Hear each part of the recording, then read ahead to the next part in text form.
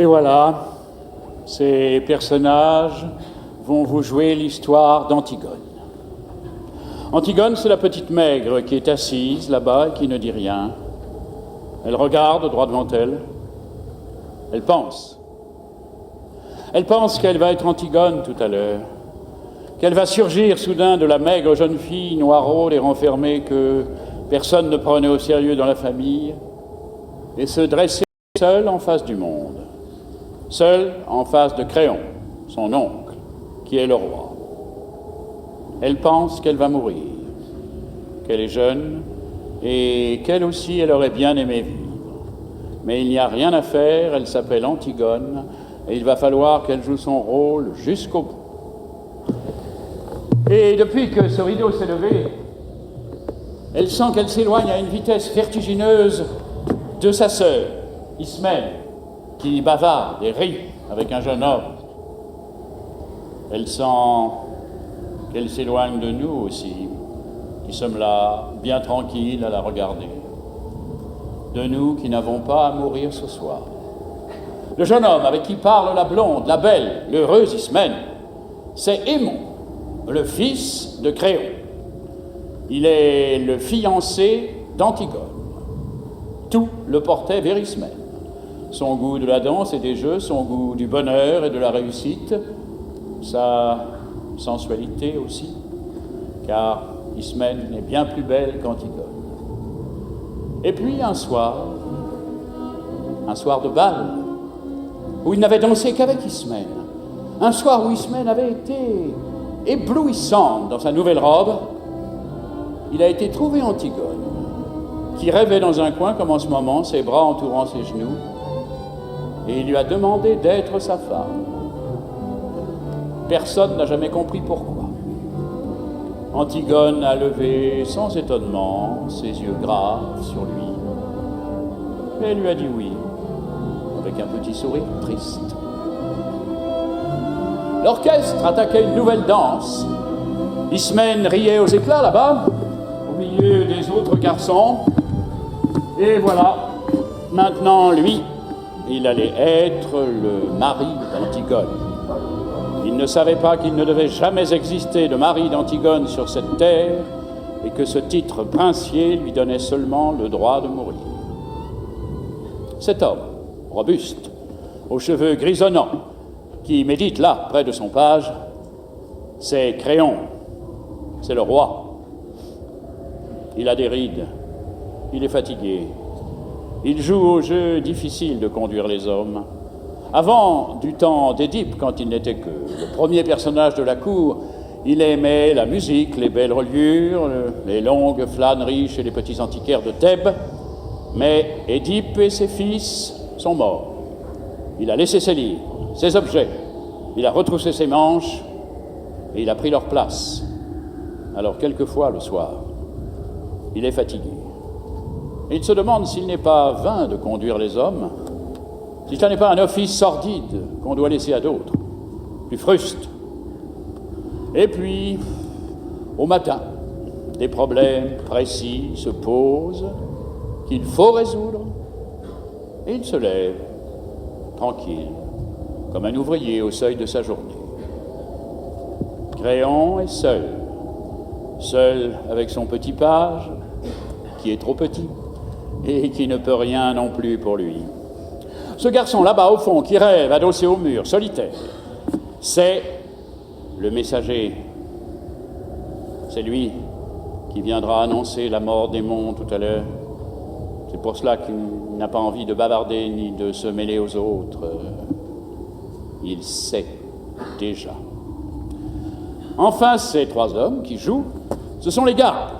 Ce ne sont pas de mauvais bougres, ils ont des femmes, des enfants et des petits ennuis comme tout le monde, mais ils vous emploieront les accusés le plus tranquillement du monde tout à l'heure. Ils sont dépourvus de toute imagination. Ce sont les auxiliaires, toujours innocents et toujours satisfaits d'eux-mêmes, de la justice, pour le moment, jusqu'à ce qu'un nouveau chef de Thèbes, dûment mandaté, leur ordonne de l'arrêter à son tour. Ce sont les auxiliaires de la justice de Créon. Et maintenant que vous les connaissez tous, Ils vont pouvoir vous jouer leur histoire.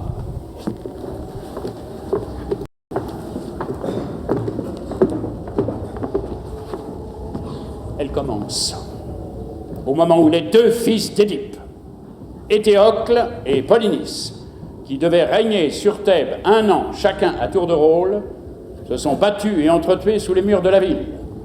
Éthéocle, l'aîné, au terme de la première année de pouvoir, ayant refusé de céder la place à son frère. 7 grands princes étrangers que Polynice avait gagnés à sa cause ont été défaits devant les 7 portes de Thèbes. Maintenant, la ville est sauvée. Les 2 frères ennemis sont morts.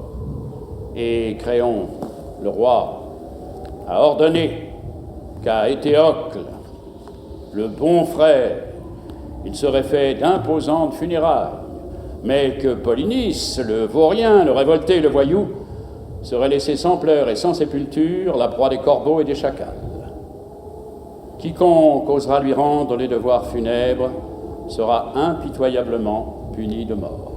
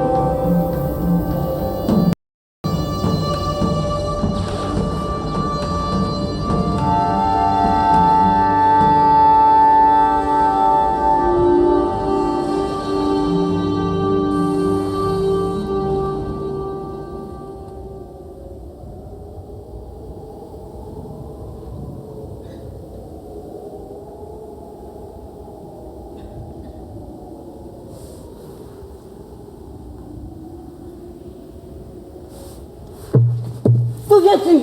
Chut. De me promener.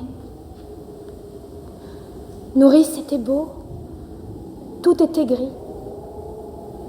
Maintenant, tu ne peux pas savoir, tout est déjà rose, jaune, vert. C'est devenu une carte postale.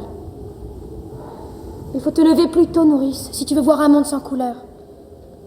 Je me lève quand il fait encore noir. Je vais à ta chambre pour voir si tu ne t'es pas découverte en dormant. Et je ne te trouve plus dans ton lit. Le jardin dormait encore, je l'ai surpris, Nourrice. Je l'ai vu sans qu'il s'en doute. C'est beau, un jardin qui ne pense pas encore aux hommes. Tu es sortie. J'étais à la porte du fond, tu l'avais laissé entrebâillée.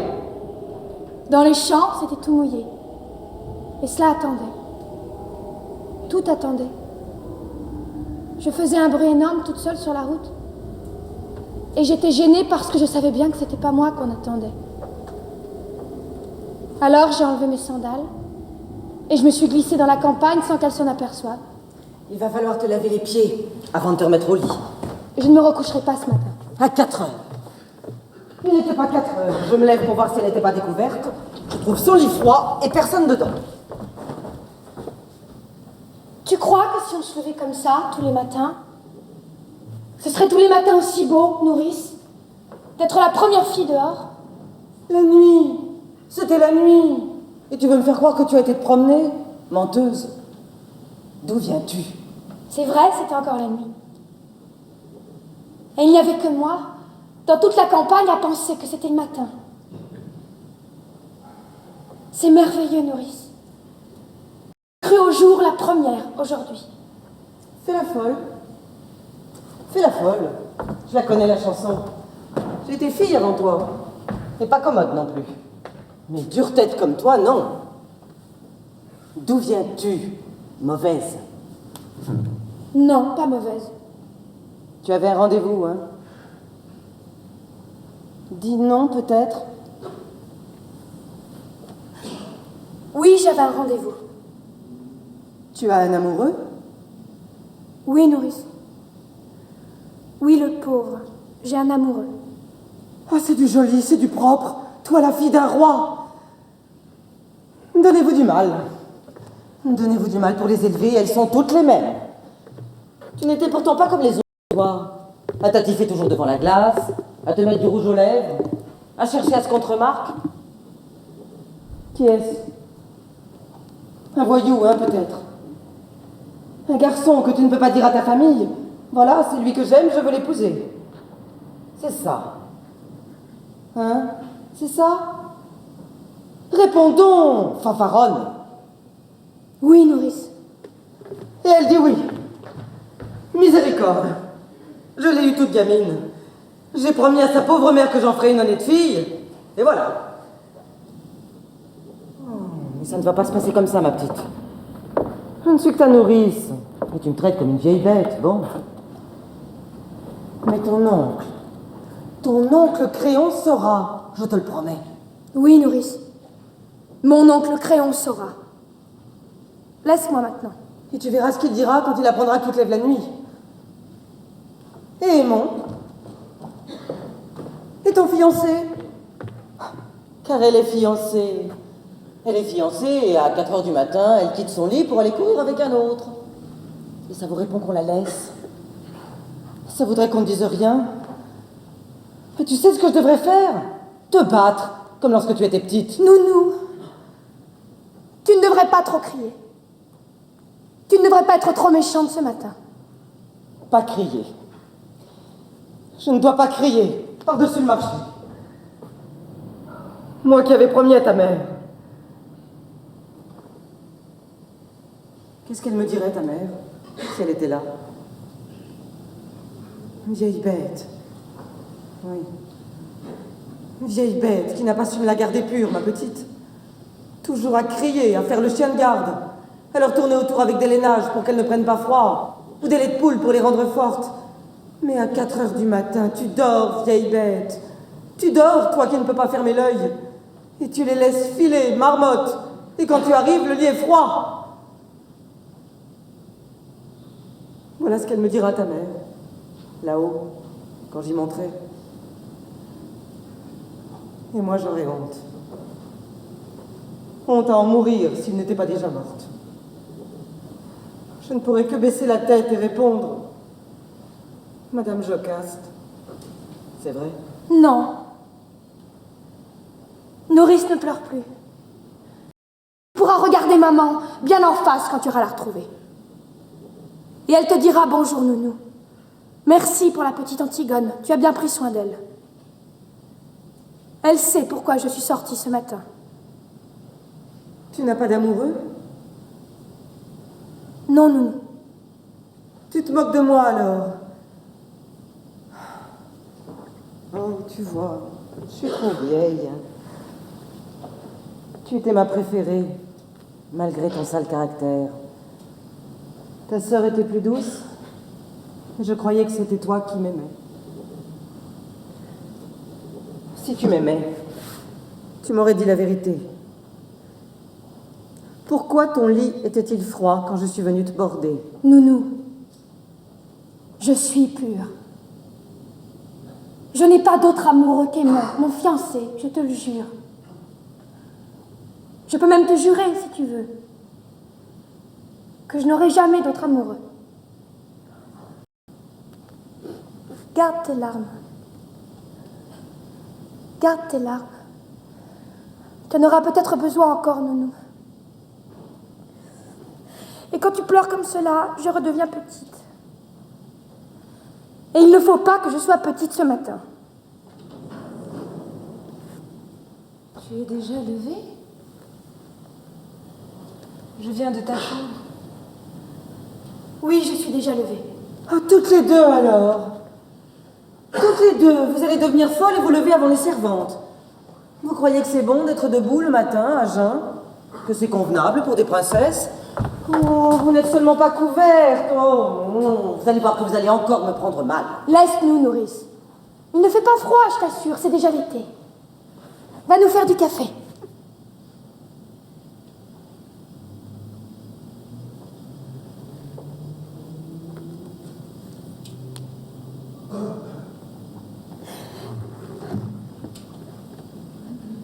Je voudrais bien un peu de café, s'il te plaît, Nounou. Cela me ferait du bien.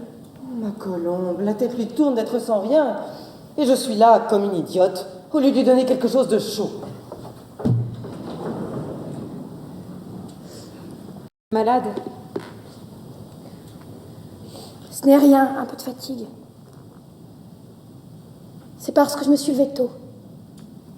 Moi non plus, je n'ai pas dormi. Il faut que tu dormes, tu serais moins belle demain. Ne te moque pas.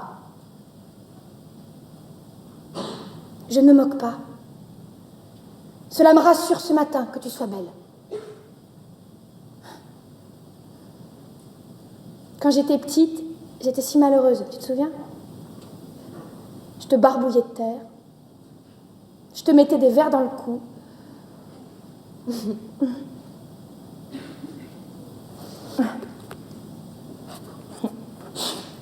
Une fois, j'étais attachée à un arbre et je t'ai coupé tes cheveux. Tes beaux cheveux. Comme cela doit être facile de ne pas penser de bêtises, avec toutes ces belles mèches lisses et bien ordonnées autour de la tête. Pourquoi parlais-tu d'autre chose? Je ne parle pas d'autre chose. Tu sais, j'ai bien pensé, Antigone. Oui, J'ai bien pensé toute la nuit. Tu es folle. oui. Nous ne pouvons pas. Pourquoi? Il nous ferait mourir. Bien sûr. À chacun son rôle. Lui, il doit nous faire mourir. Et nous devons aller enterrer notre frère. C'est comme cela que ça a été distribué. Qu'est-ce que tu veux que nous y fassions? Je ne veux pas mourir. Moi aussi. J'aurais bien voulu ne pas mourir. Écoute. J'ai bien réfléchi toute la nuit. Je suis l'aînée, je réfléchis plus que toi. Il y a des fois, il ne faut pas trop réfléchir. Si, Antigone. D'abord, bien sûr, c'est horrible, et j'ai pitié, moi aussi, de mon frère. Mais je comprends un peu notre oncle. Moi, je ne veux pas comprendre un peu. Il est le roi, il faut qu'il donne l'exemple. Et moi, je ne suis pas le roi. Chut.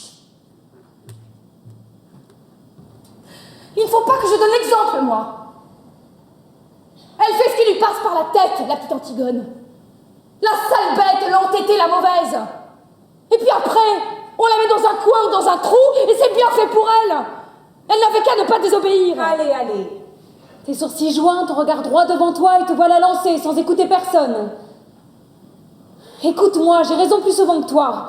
Je ne veux pas avoir raison. Essaie de comprendre, moi. Comprendre. Vous n'avez que ce mot-là dans la bouche, tous. Depuis que je suis toute petite. Il fallait comprendre qu'on ne peut pas toucher à l'eau. À la belle et fuyante eau froide parce que ça mouille les dalles. À la terre parce que ça tache les robes. Il fallait comprendre qu'on ne doit pas manger tout à la fois. Donner tout ce qu'on a dans ses poches aux mendiants qu'on rencontre. Courir. Courir dans le vent jusqu'à ce qu'on tombe par terre et boire quand on a chaud. Et se baigner quand il est trop tôt ou trop tard. Mais pas juste quand on en a envie. Comprendre. Toujours comprendre. Mais moi, je ne veux pas comprendre. Je comprendrai quand je serai vieille. Si je deviens vieille, pas maintenant. Il est plus fort que nous, Antigone. Il est le roi. Et ils pensent tous comme lui dans la ville. Ils sont des milliers et des milliers autour de nous. Grouillant dans toutes les rues de Thèbes. Je ne t'écoute pas. Ils nous hueront. Ils nous prendront avec leurs 1000 bras, leurs 1000 visages et leur unique regard. Ils nous cracheront à la figure. Et il faudra avancer dans leur haine, sur la charrette, avec leur odeur et leur rire, jusqu'au supplice. Et souffrir? Il faudra souffrir.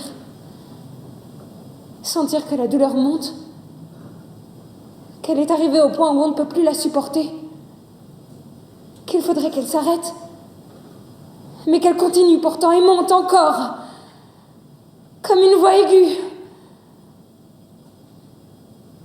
Oh, je ne peux pas.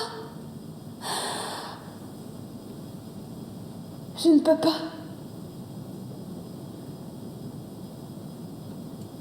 Comme tu as bien tout pensé.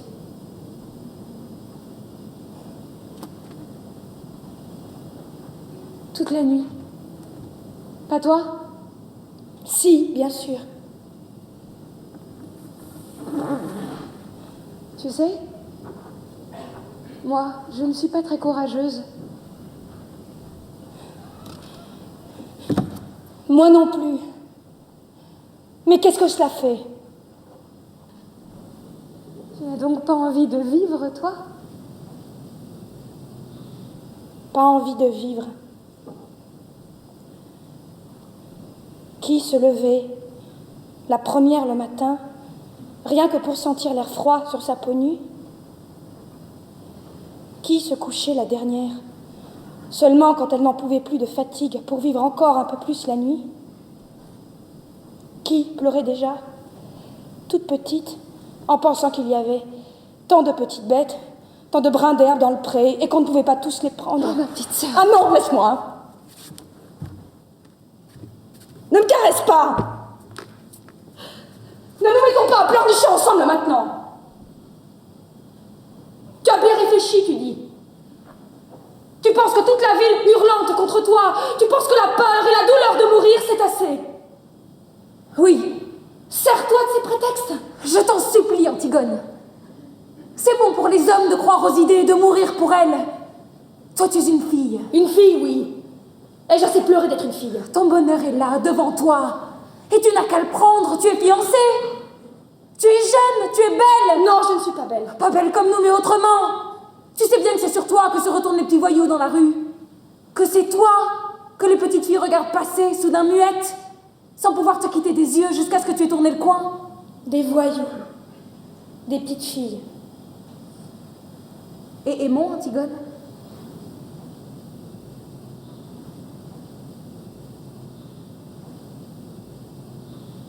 Je parlerai tout à l'heure à Aimon.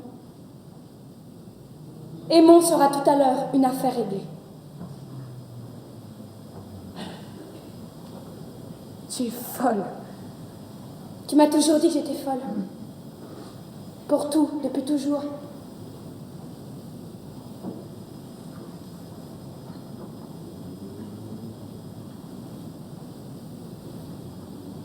Va te recoucher, Ismène. Il fait jour maintenant, tu vois. Et de toute façon, je ne pourrai rien faire. Mon frère mort est maintenant entouré d'une garde exactement comme s'il avait réussi à se faire roi.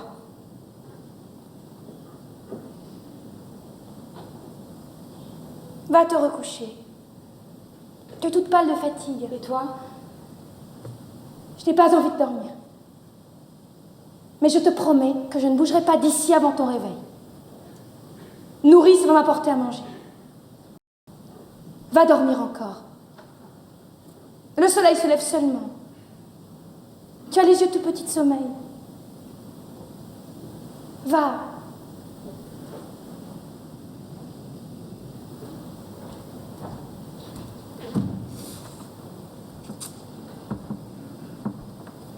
Je te convaincrai, n'est-ce pas? Je te convaincrai et tu me laisseras te parler encore. Je te laisserai me parler encore, oui. Je vous laisserai tous me parler. Va dormir maintenant, je t'en prie.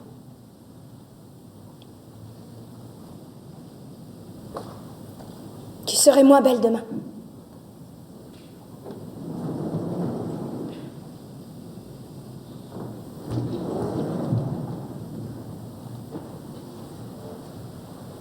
Pauvre Ismène. Tiens, te voilà un bon café et des tartines, mon pigeon. Mange. Je n'ai pas très faim, nourrice. Je te les ai grillés moi-même. Et beurrés comme tu les aimes. Tu es gentille, Nounou. Je vais seulement boire un peu. Où as-tu mal?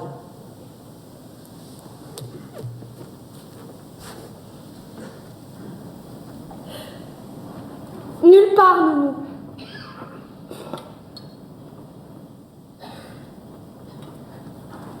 Mais fais-moi tout de même bien chaud. Comme lorsque j'étais malade.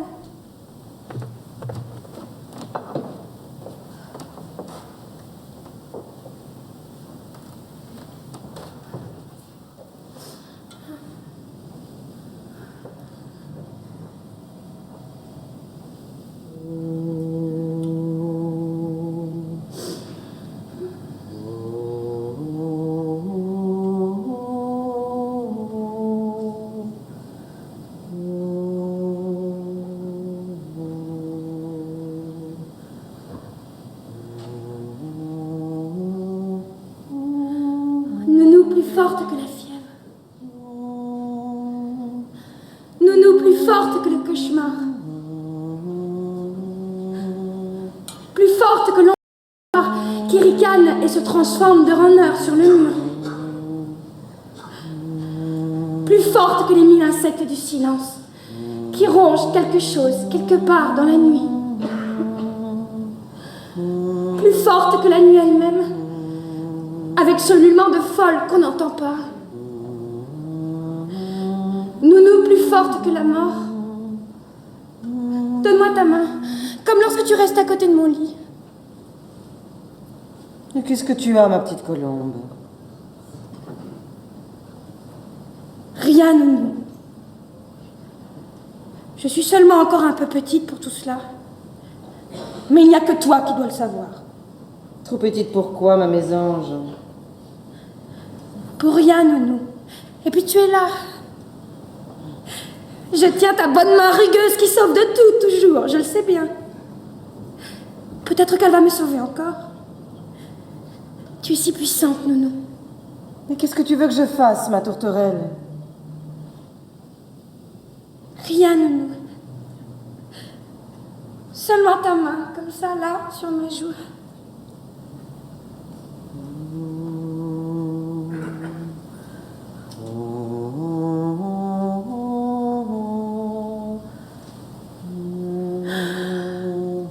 Voilà, je n'ai plus peur.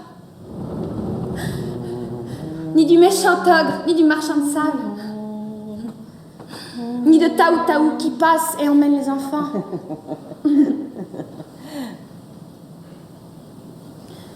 Et voilà, Aimon.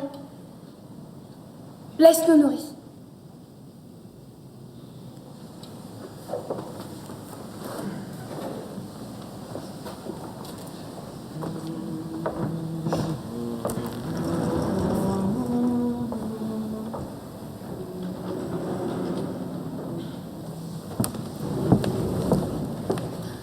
Pardon, Aimon. Pour notre dispute d'hier soir et pour tout, c'est moi qui avais tort. Je te prie de me pardonner. Tu sais bien que je t'avais pardonné à peine avais-tu claqué la porte. Ton parfum était encore là et je t'avais déjà pardonné. Avais-tu volé ce parfum? Iceman. Et le rouge à lèvres, la poudre, la belle robe?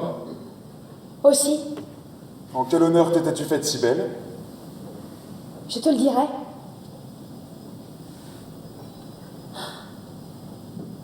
Oh mon chéri, comme j'ai été bête. Tout un soir gaspillé. Un beau soir. Nous aurons d'autres soirs, Antigone. Peut-être pas. Et d'autres disputes aussi. C'est plein de disputes, un bonheur. Un bonheur, oui. Écoute, Aimon, Oui, ne ris pas, ce matin, sois grave. je suis grave. Et serre-moi. Plus fort que tu m'as jamais serré. Que toute ta force s'imprime dans moi. Là, de toute ma force. C'est bon. Écoute, Aimon, Oui. Je voulais te dire ce matin. Le petit garçon que nous aurions eu tous les deux. Oui. Tu sais, je l'aurais bien défendu contre tout. Oui, Antigone. Je l'aurais serré si fort qu'il n'aurait jamais eu peur, je te le jure. Ni du soir qui vient, ni de l'angoisse du plein soleil immobile, ni des ombres. Notre petit garçon aimé. Il aurait eu une maman toute petite et mal peignée, mais plus sûre que toutes les vraies mères du monde, avec leur vraie poitrine et leur grand tablier. Tu le crois, n'est-ce pas, toi? Oui, mon amour. Et tu crois, toi aussi, n'est-ce pas, que tu aurais eu une vraie femme? Mais j'ai une vraie femme. Tu m'aimais, moi? Tu m'aimais? Tu en es bien sûr ce soir-là?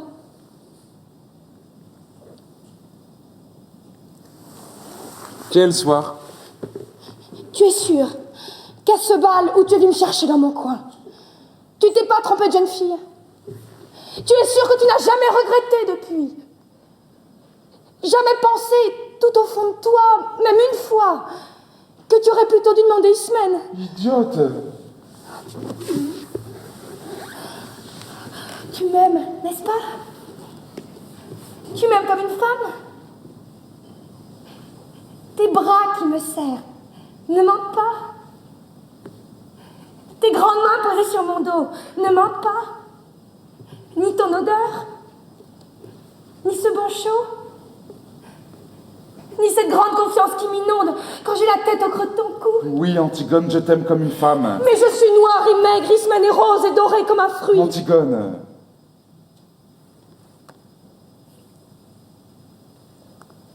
Je suis rouge de honte. Mais il faut que je sache ce matin.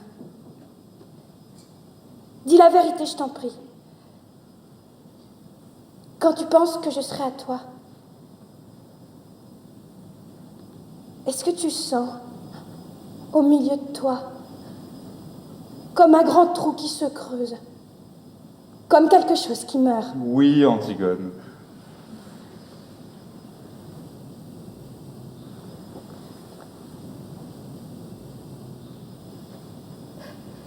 Moi, je sens comme cela.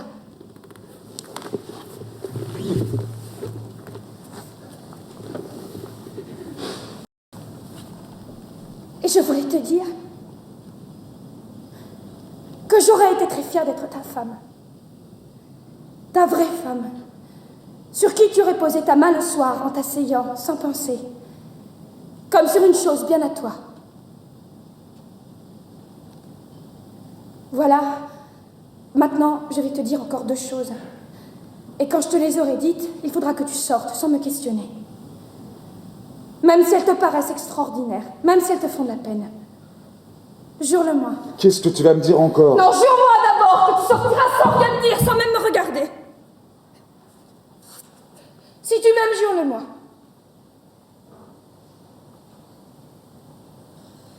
Tu vois comme je te le demande. Jure-le-moi, s'il te plaît, non. C'est la dernière folie que tu auras à me passer. Je te le jure. Merci. Alors voilà. Hier d'abord. Tu me demandais tout à l'heure pourquoi j'étais venue avec une robe d'Ismène, ce parfum, ce rouge à lèvres. J'étais bête. Je n'étais pas très sûre que tu me désires vraiment. Et j'avais fait tout cela pour être un peu plus comme les autres filles. Pour te donner envie de moi. C'était pour cela? Oui. Et tu as ri. Et nous nous sommes disputés.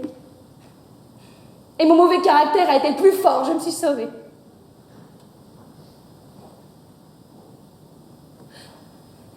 Mais j'étais venue chez toi pour que tu me prennes hier soir. Pour que je sois ta femme avant. Tu m'as juré de ne pas me demander pourquoi, tu m'as juré, non. Je t'en supplie. D'ailleurs, je vais te dire, je voulais être ta femme quand même. Parce que je t'aime comme cela, moi. très fort et que je vais te faire de la peine. Oh mon chéri, pardon. Que jamais, jamais je ne pourrai t'épouser. Tu me l'as juré, non? Sors, sors tout de suite. Si tu pars, si tu fais un seul pas vers moi, je me jette par cette fenêtre, je te le jure, Emma. Je te le jure sur la tête du petit garçon que nous avons eu tous les deux en rêve. Du seul petit garçon que j'aurai jamais. Pars maintenant. Pars vite. Tu sauras demain. Tu sauras tout à l'heure.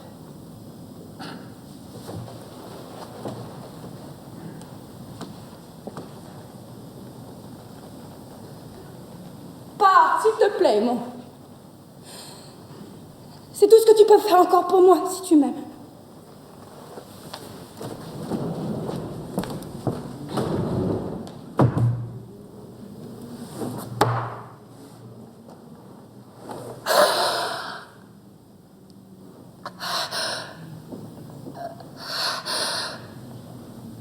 Voilà.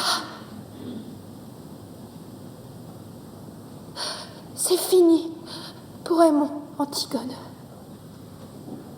Antigone? Es-tu là? Oui, je suis là. Je ne peux pas dormir. J'avais peur que tu sortes et que tu tentes de l'enterrer malgré le jour.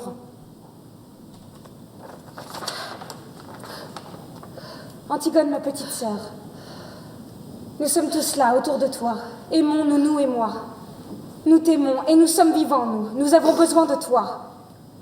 Polynice est mort et il ne t'aimait pas. Il a toujours été un étranger pour nous. Un mauvais frère. Oublie-le, Antigone, comme il nous avait oubliés. Laisse son ombre dure errer éternellement sans sépulture, puisque c'est la loi de Créon. Ne tente pas ce qui est au-dessus de tes forces. Tu braves tout, toujours.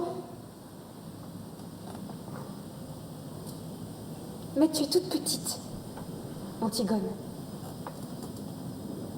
N'y va pas cette nuit. Reste avec nous. Je t'en supplie.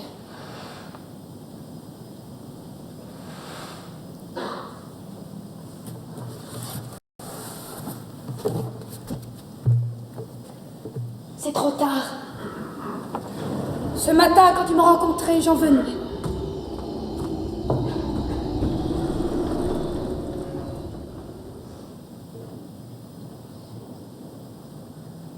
Antigone.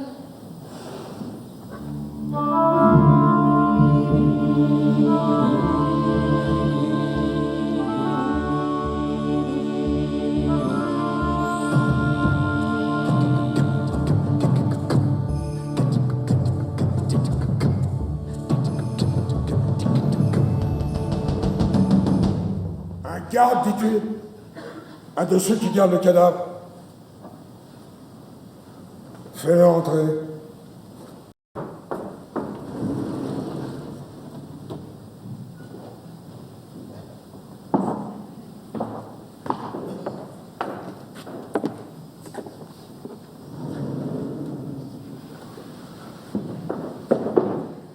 Garde Jonas de la 2e compagnie.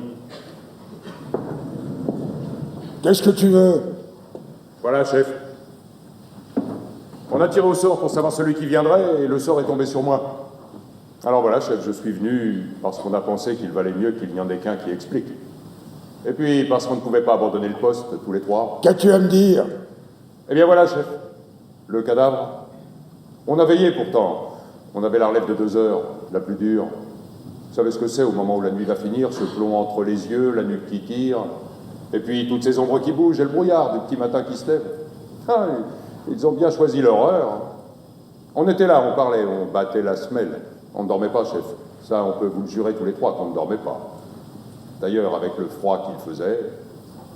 Tout d'un coup, moi, je regarde le cadavre. On était à 2 pas, mais moi, je le regardais tout de même, de temps en temps.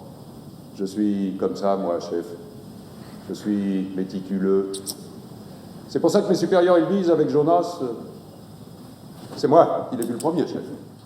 Les autres vous le diront, c'est moi qui ai donné l'alarme le premier. L'alarme? Pourquoi? Le cadavre, chef. Quelqu'un l'avait recouvert. Oh, pas grand-chose, il n'avait pas eu le temps avec nous à côté, seulement un peu de terre. Mais suffisamment tout de même pour le cacher au retour. Tu es sûr que ce n'est pas une bête?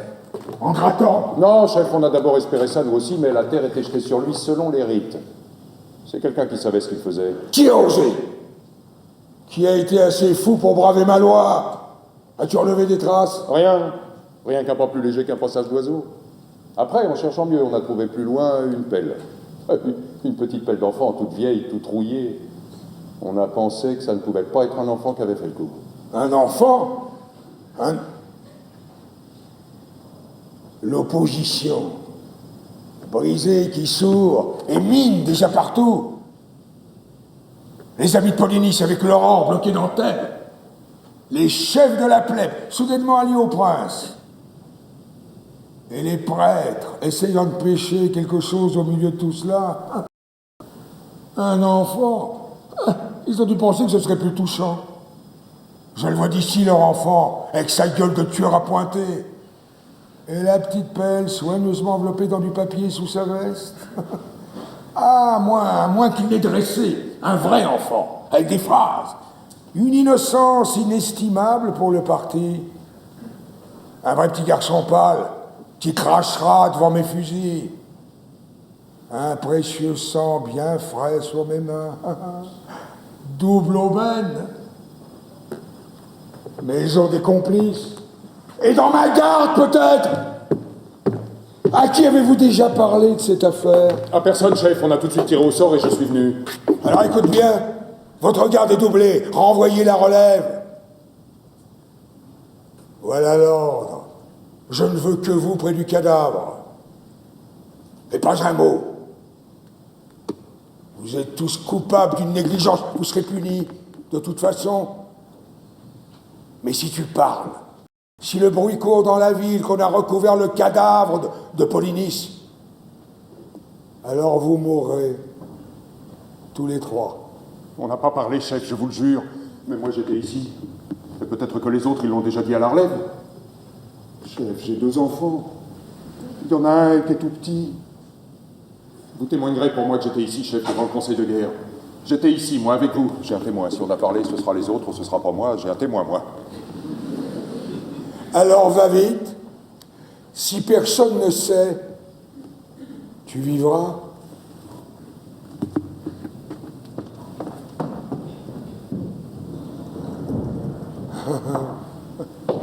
Un enfant.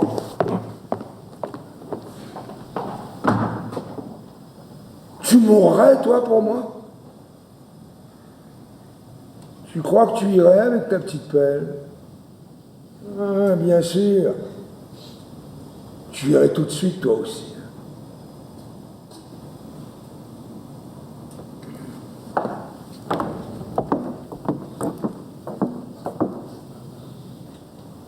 Un enfant.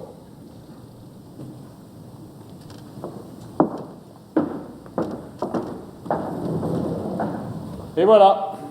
Maintenant, le ressort est bandé. Cela n'a plus qu'à se dérouler tout seul. C'est cela qui est commode dans la tragédie. On donne le petit coup de pouce pour que cela démarre. Rien. Un regard pendant une seconde à une fille qui passe et lève les bras dans la rue. Une envie d'honneur, un beau matin, comme de quelque chose qui se mange. Une question de trop que l'on se pose un soir, et c'est tout. Et après, on n'a plus qu'à laisser faire. Ça roule tout seul. C'est minutieux, bien huilé, depuis toujours. La mort, la trahison, le désespoir sont là, tout près. Et les éclats, et les orages, et les silences. Tous les silences. Le silence quand le bras du bourreau se lève à la fin. Le silence au commencement, quand les 2 amants sont nus l'un en face de l'autre pour la première fois, sans oser bouger tout de suite dans la chambre sombre. Le silence quand les cris de la foule éclatent autour du vainqueur. Et c'est comme un film dont le son s'est enrayé, toutes ces bouches ouvertes dont il ne sort rien. Toute cette clameur qui n'est qu'une image. Et le vainqueur, déjà vaincu, seul, au milieu de son silence. C'est propre, la tragédie. C'est reposant. C'est sûr. Dans le drame, avec ses traîtres, avec ses méchants acharnés, cette innocence persécutée, ces vengeurs, ces terre-neuves, ces lueurs d'espoir, ça devient épouvantable de mourir, comme un accident. Et on aurait peut-être pu se sauver. Le bon jeune homme aurait peut-être pu arriver à temps avec les gendarmes. Dans la tragédie, on est tranquille. D'abord, on est entre soi, et on est tous innocents, en somme. Ce n'est pas parce qu'il y en a un qui tue et l'autre qui est tué, c'est une question de distribution. Et puis surtout, c'est reposant, la tragédie, parce qu'on sait qu'il n'y a plus d'espoir, le sale espoir, qu'on est pris, qu'on est enfin pris comme un rat, avec tout le ciel sur son dos. On n'a plus qu'à crier, pas à gémir, pas à se plaindre, non, à gueuler à pleine voix ce qu'on avait à dire, qu'on n'avait jamais dit et qu'on ne savait peut-être même pas encore. Et pour rien, pour se le dire à soi, pour l'apprendre soi. Dans le drame, on se débat parce qu'on espère en sortir, c'est ignoble. C'est utilitaire. Là, c'est gratuit. C'est pour les rois. Il n'y a plus rien à tenter. Enfin. Alors voilà, cela commence. La petite Antigone est prise. La petite Antigone va pouvoir être elle-même pour la première fois. Allez, allez, pas d'histoire. Je vous expliquerai devant le chef. Moi, je ne connais que la consigne. Ce que vous aviez à faire là, je ne veux pas le savoir. Tout le monde a des excuses. Tout le monde a quelque chose à objecter. S'il fallait écouter les gens, s'il fallait essayer de comprendre, hein, on serait pas en train. Allez, allez, tenez là, vous autres. Et pas d'histoire. Moi, ce qu'elle a à dire, je ne veux pas le savoir. Dis-leur de me lâcher avec leurs sales mains, ils me font mal. Leurs sales mains. Vous pourriez être poli, mademoiselle. Moi, je suis poli. Dis-leur de me lâcher. Je suis la fille d'Édipe, je suis Antigone, je ne me sauverai pas. La fille d'Édipe. Oui. Les putains qu'on ramasse à la garde de nuit, elles disent aussi de se méfier. Quelles sont la bonne amie du préfet de police? Je veux bien mourir, mais pas qu'il me touche. Et les cadavres, dit. Et la terre. Ça ne te fait pas peur à toucher? Tu dis leurs sales mains? Regarde un peu les tiennes.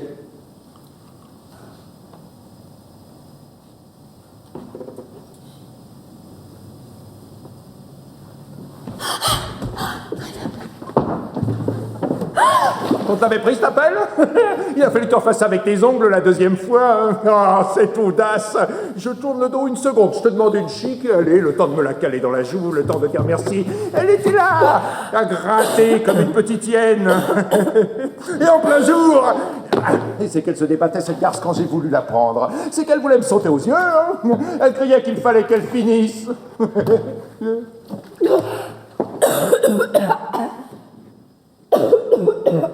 C'est une folle, oui.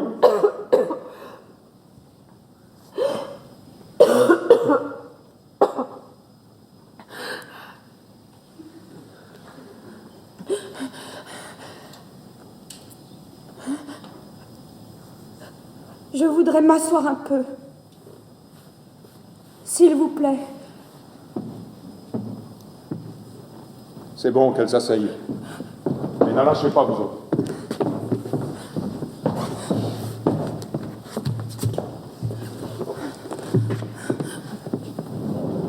Garde à vous. Lâchez cette jeune fille.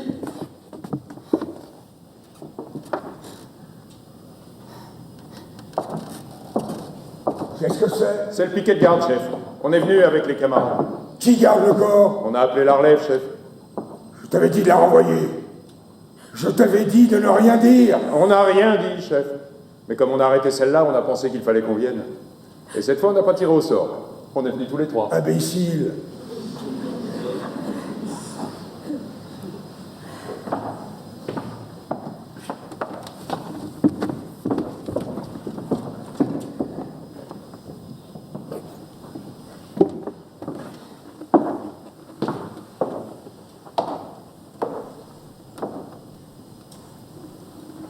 Où t'ont-ils arrêté? Près du cadavre, chef.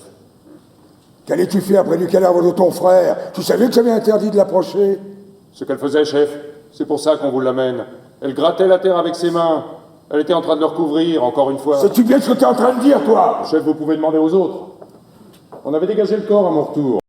Mais avec le soleil qui chauffait, comme il commençait à sentir, on s'était mis sur une petite hauteur, pas loin, pour être dans le vent. On se disait qu'en plein jour, on ne risquait rien. Pourtant, pour être plus sûr, on avait décidé qu'il y en aurait toujours un de nous trois qui le regarderait. Mais à midi, en plein soleil, et puis avec l'odeur qui montait depuis que le vent était tombé, c'était comme un coup de massue. J'avais beau écarquiller les yeux, ça tremblait comme de la gélatine. Je voyais plus.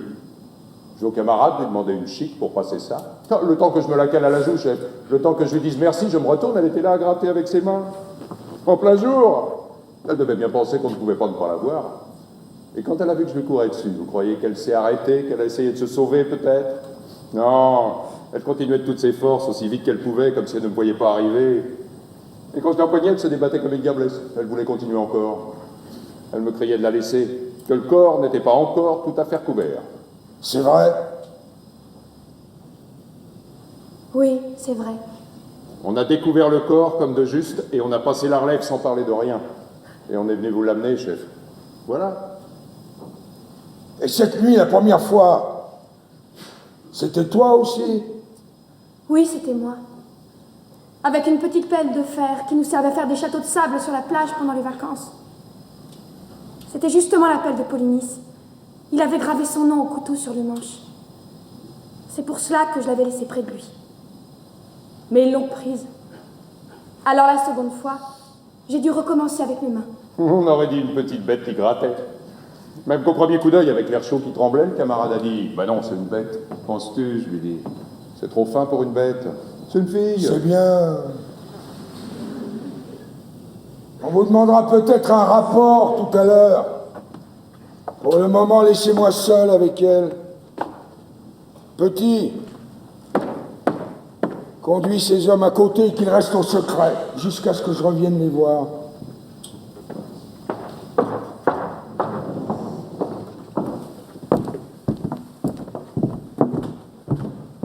Faut-il lui mettre les menottes, chef? Non.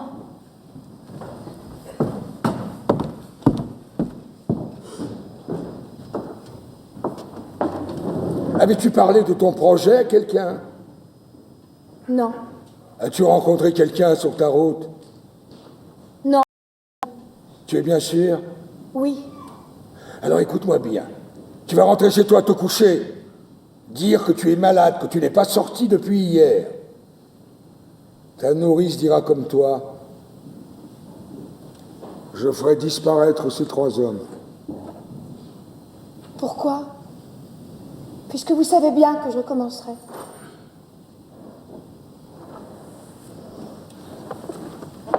Pourquoi tu tentais d'enterrer ton frère? Je le devais. Je l'avais interdit! Je le devais tout de même. Ceux qu'on n'enterre pas errent éternellement, sans jamais trouver de repos. Si mon frère vivant était rentré harassé d'une longue chasse, je lui aurais enlevé ses chaussures, je lui aurais fait à manger. Je lui aurais préparé son lit. Polynice, aujourd'hui, a achevé sa chasse. Il rentre à la maison, où mon père et ma mère et Théocle aussi l'attendent. Il a droit au repos. C'était un révolté, un traître! Tu le savais? C'était mon frère. Mais tu l'as entendu proclamer, les dieux au carrefour. Tu avais lu l'affiche sur tous les murs de la ville. Oui, Tu savais le sort qui était promis à celui quel qu'il soit qui oserait lui rendre les honneurs funèbres? oui, je le savais. Ah, alors tu as peut-être cru que d'être la fille d'Édipe, la fille de l'orgueil d'Édipe, c'était assez pour être au-dessus de la loi. Non, je n'ai pas cru cela. La loi est d'abord faite pour toi, Antigone. La loi est d'abord faite pour les filles des rois. Si j'avais été une servante, en train de faire sa vaisselle, quand j'ai entendu lire Lady, j'aurais essuyé l'eau grasse de mes bras, et je serais sortie avec mon tablier pour aller enterrer mon frère. C'est pas vrai! Si tu avais été une servante, hein, tu n'aurais pas douté que tu allais mourir. Et tu serais resté à pleurer ton frère, mais chez toi.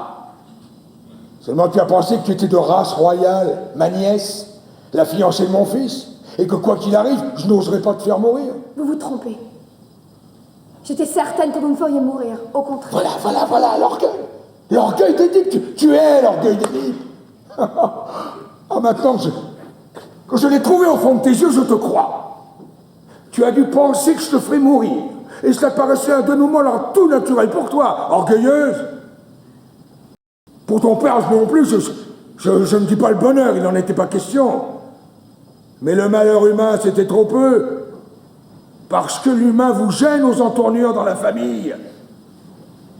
Il vous faut un tête-à-tête avec le destin et la mort. Et tuer votre père, et coucher avec votre mère, et apprendre tout cela après mot par mot. Ah, quel breuvage, hein, les mots qui vous condamnent. Et comme on les boit goulûment, lorsqu'on s'appelle Édipe ou Antigone. Et le plus simple après, hein, c'est encore de se crever les yeux, et d'aller mendier avec ses enfants sur les routes. Eh bien non! Ces temps sont révolus pour Thèbes. Thèbes a droit maintenant à un prince, sans histoire. Moi, je m'appelle seulement Créon. Dieu merci. J'ai mes 2 pieds par terre, mes 2 mains enfoncées dans mes poches. Et puisque je suis roi, j'ai résolu, avec moins d'ambition que ton père, de m'employer tout simplement à rendre l'ordre de ce monde un peu moins absurde, si c'est possible. C'est même pas une aventure, c'est un métier. Un métier pour tous les jours. C'est pas toujours drôle, comme tous les métiers. Mais puisque je suis là, hein, je suis là pour le faire. Alors que je vais le faire, écoute-moi bien, tu es Antigone, tu es la fille d'Édipe, soit. Mais tu as 20 ans. Et il n'y a pas si longtemps, tout cela se serait réglé avec du pain sec, une paire de gifles. Te faire mourir? Tu ne t'es pas regardé, moineau. Tu es trop maigre.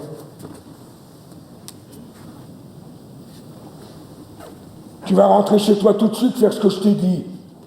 Te taire. Je me charge du silence des autres.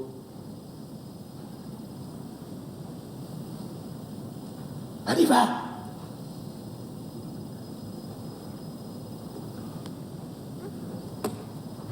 Non! Ne me foudroie pas comme ça du regard. Hein? Tu me prends pour une brute, c'est entendu. Et tu dois penser que décidément, je suis bien prosaïque. Ah. Mais je t'aime. Je t'aime bien tout de même, hein? Malgré ton sale caractère. N'oublie pas que c'est moi qui t'ai fait cadeau de ta première poupée. Hein, il n'y a pas si longtemps. Antigone, c'est par cette porte qu'on regagne ta chambre. Où t'en vas-tu par là? Vous le savez bien. Quel jeu joues-tu? Je ne joue pas. Je ne comprends donc pas que si quelqu'un d'autre que ces 3 brutes sait tout à l'heure ce que tu as tenté de faire, moi, je serais obligé de te faire mourir. Mais si tu te tais maintenant, si tu renonces à cette folie, j'ai une chance de te sauver, mais en 5 minutes. Il faut que j'aille enterrer mon frère, que ces hommes ont découvert. Tu irais refaire ce geste absurde.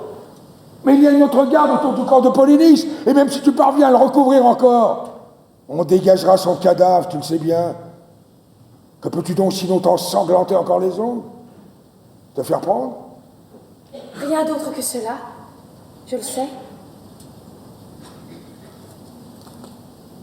Mais cela, du moins, je peux. Et il faut faire ce que l'on peut.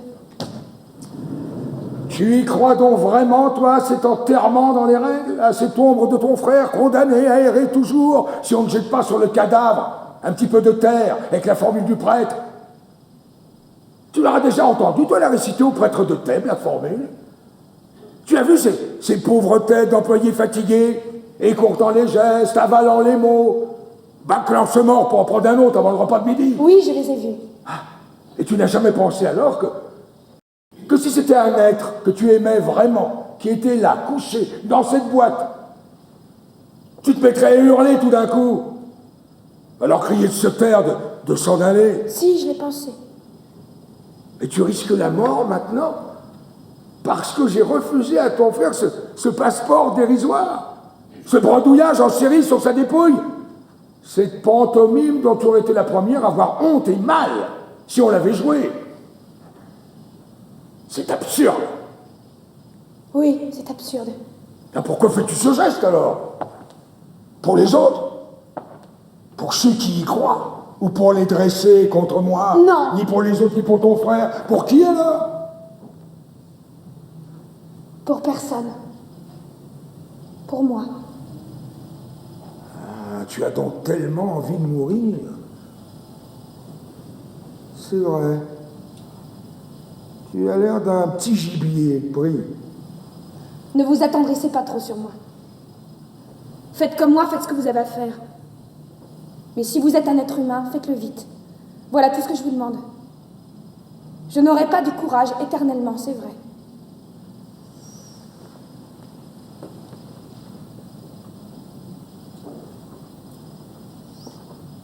Je veux te sauver, Antigone. Vous êtes le roi, vous pouvez tout, mais cela vous ne le pouvez pas. Tu crois? Ni me sauver, ni me contraindre. Orgueilleuse, petite Édipe. Vous pouvez seulement me faire mourir. Et si je te fais torturer? Pourquoi? Pour que je pleure? Que je demande grâce? Que je jure tout ce qu'on voudra? Et que je recommence après, quand je n'aurai plus mal. Écoute-moi bien, hein. J'ai le mauvais rôle, c'est entendu, et tu as le bon. Et tu le sens. Mais n'en profite tout de même pas trop, hein, petite peste. Parce que si j'étais une bonne brute, ordinaire de tyran, il y a déjà longtemps qu'on t'aurait arraché la langue, tiré les membres aux tenailles, jeté dans un trou. Hein, tu vois quelque chose dans mes yeux, quelque chose qui hésite. Hein? Tu vois que je te laisse parler au lieu d'appeler mes soldats. Alors tu nargues, tu attaques tant que tu peux, mais où veux-tu en venir à la petite furie? Lâchez-moi, vous faites mal au bras avec votre main. Non, moi je suis le plus fort comme ça, alors j'en profite aussi. Aïe. C'est peut-être ce que je devrais faire après tout, hein. Tout simplement te tendre le poignet et te tirer les cheveux, comme on fait aux filles dans les jeux. Je suis ton oncle, c'est entendu, mais nous ne sommes pas tendres les uns pour les autres dans la famille. Cela ne te semble pas drôle tout de même, non? Ce roi bafoué, qui peut tout, ce vieil homme, qui t'écoute, et qui en avait tué d'autres, est aussi attendrissant que toi, je t'assure, et qui, hélas, donnait toute cette peine pour essayer de t'empêcher de mourir. Vous serrez trop maintenant.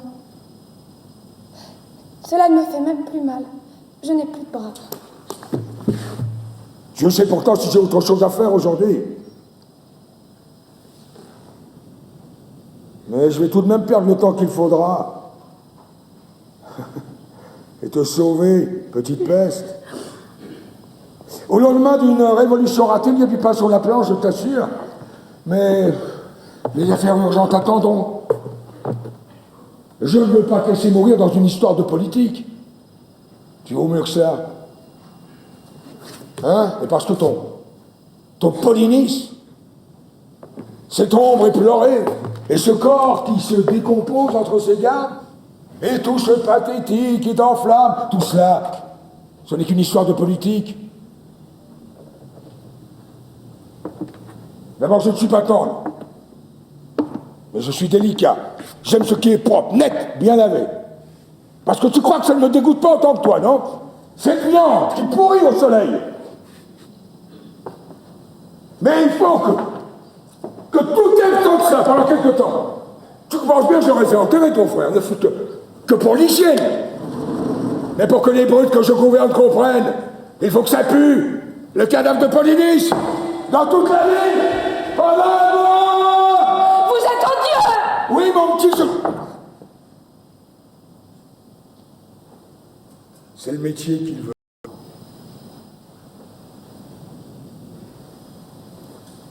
Ce qu'on peut discuter, c'est s'il faut le faire ou ne pas le faire. Mais si on le fait, il faut le faire comme ça.